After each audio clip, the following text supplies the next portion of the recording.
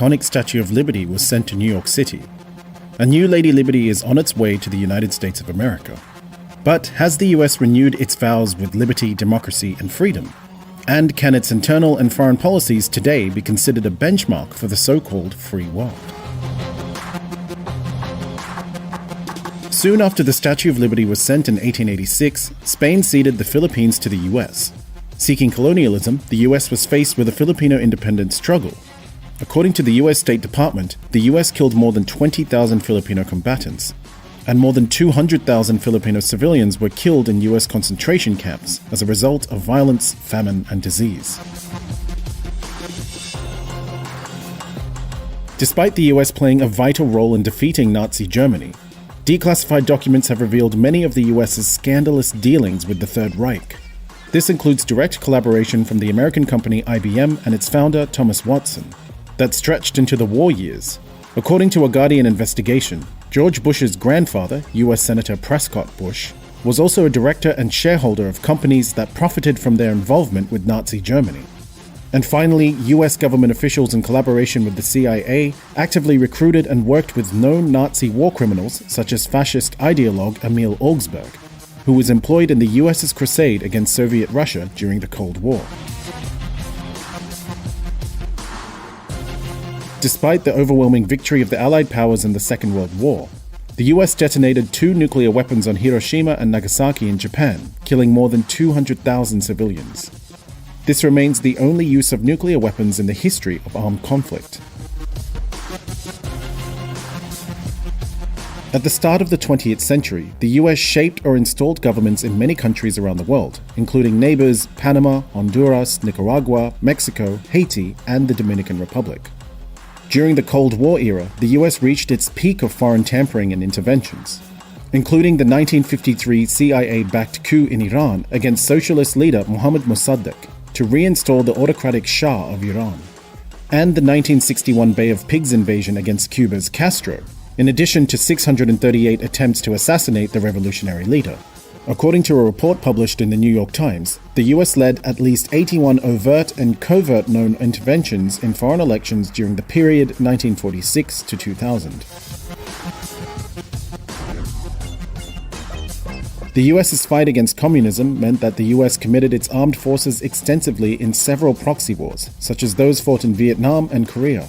The US involvement in Vietnam cost the lives of some 365,000 civilians. This includes massacres committed by US troops against unarmed civilians, such as the My Lai massacre. Vietnam has stated that 2 million civilians on both sides and some 1.1 million North Vietnamese and Viet Cong fighters were killed. The US extensively used chemical warfare during this period. A US program, codenamed Operation Ranch Hand, sprayed 20 million gallons of various herbicides over Vietnam, Cambodia, and Laos from 1961 to 1971. After the 9/11 terrorist attacks in New York City, the US launched another crusade, this time against Iraq and Afghanistan. It lied and claimed that Iraq had weapons of mass destruction. It didn't. The US invaded anyway, resulting in the death of more than 1 million Iraqis in the ensuing invasion, insurgencies, and civil wars. The US practice of torture, rape, and other war crimes in Abu Ghraib prison were also exposed. The US's protracted chaos in the Middle East gave rise to groups such as Daesh, their reign of terror across the Arabian Peninsula and beyond. This is not to mention the US's own active torture and detention base in Guantanamo Bay, Cuba, and its global rendition program. The US war in Afghanistan in 2001 resulted in the death of more than 240,000 people in Pakistan and Afghanistan, including more than 70,000 civilians. Most recently, Israel has carried out 11 days of airstrikes against 2 million Palestinians besieged in Gaza, amid ongoing apartheid, ethnic cleansing, and occupation of the rest of historic Palestine. Over the past half a century, the US has vetoed at least 53 UN Security Council resolutions critical of Israel. The US's unequivocal support of Tel Aviv has meant impunity when it comes to violence against protesters, as we witnessed in the Great March of Return. It includes a laissez-faire policy when it comes to Israel's colonial settlements in the occupied West Bank, or violence against journalists, unarmed men, women, and children. Israel is the receiver of the largest portion of US aid, more than any other country. as Washington continues arming, aiding, and abetting apartheid. It isn't the first time the US supported apartheid either.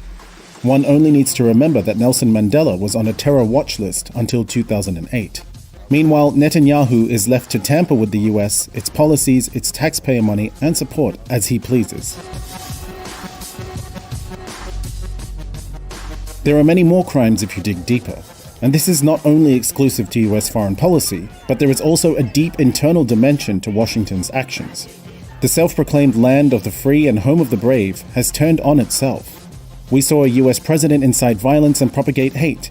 We saw a violent attack on the US Capitol. And a year after the brutal killing of George Floyd, we witnessed videos of police brutality and socio-political asphyxiation every day. Crimes being committed against the very people who built the White House. And the BLM voices have been heard all over the world, a unified cry for freedom, equality, and justice. The irony, however, is that the cry is directed to those who themselves preach and bully others, under the same motto of freedom, justice, and human rights. But is this all really a surprise in a country that was built upon slavery and the genocide of its own native indigenous population? As a UN Secretary General once said, there is no difference between diplomacy and deception. And so, if the Statue of Liberty is supposed to represent the US's outlook to the world, it is arguably a deception not only to the world, but more importantly, to its own people.